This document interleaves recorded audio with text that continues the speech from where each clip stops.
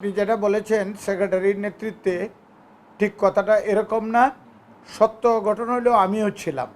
আমরা মিছিল প্রতি শুক্রবার প্রতি মঙ্গলবার আপনি জানেন আমরা এই স্বৈরাচারের কর্মকাণ্ডের বিরুদ্ধে এই বারের বুট চুর, অর্থচুর, বারেরও কিন্তু গত কয়েক বছরে টাকা আত্মসাৎ তারা করেছে এবং এই বিল্ডিং নির্মাণের নামে কোটি কোটি টাকা তারা আত্মসাৎ করেছে।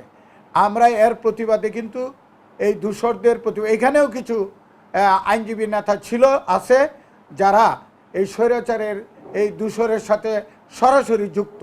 তারাও আমাদের আইনজীবীদের উপরেও বিভিন্ন সময়ে হামলা করেছে। তারা আমাদের অনেক আইনজীবীর কক্ষ গত এই পতনের 5 তারিখের আগে 4 তারিখেও তারা সেই ভাঙচুর করেছে এবং আমাদের অনেক নেতাদের উপরে আক্রমণ করেছে। অনেক আইনজীবী ভাই ও বোনদেরকে তারা আক্রমণ করেছে, রক্তাক্ত করেছে। আমাদের অনেক ভাই বোন আহত হয়ে বিভিন্ন হাসপাতালে চিকিৎসা করেছে, তা আপনারা সবাই জানেন। সেই মিছিল ছিল। আমরা ওই যে ধারাবাহিকভাবে যে প্রতি মঙ্গলবার মিছিল করি, মূলত মিছিলটা এটাই ছিল। তবে এটার সাথে এই মামুনের ঘটনা এবং এই স্বৈরাচার এই কামরুল ইসলামের ছেলের ঘটনায় এই যে সেটা নতুন একটা মাত্রা যোগ হয়েছে। সে কারণে আজকে এর উপরেও কিছু আমরা স্লোগান হয়েছে। আমরা এই মামুনের এবং তার ছেলের এই যে অনিয়মেরও বিচার দাবি করেছি।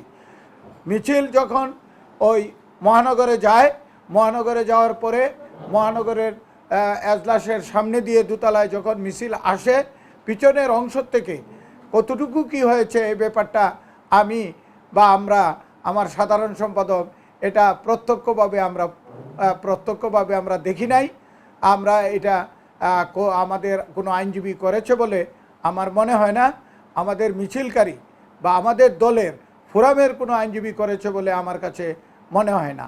যেহেতু এটা আমি প্র্যাকটিক্যালি দেখি নাই, সেজন্যে আমি মনে করি এটার সাথে আমরা জড়িত না। করতে পারে একটা আন্দোলন সংগ্রাম বা মিছিলের মধ্যে কিছু উচ্ছৃঙ্খল কিছু লোক অন্য তৃতীয় পক্ষও অনেক সময় আপনারা জানেন এটা সারা জীবনেই ঘটায়। এই ধরনের ঘটনা হয়তো ঘটতে পারে।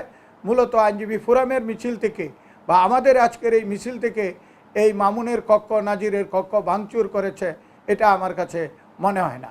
ধন্যবাদ।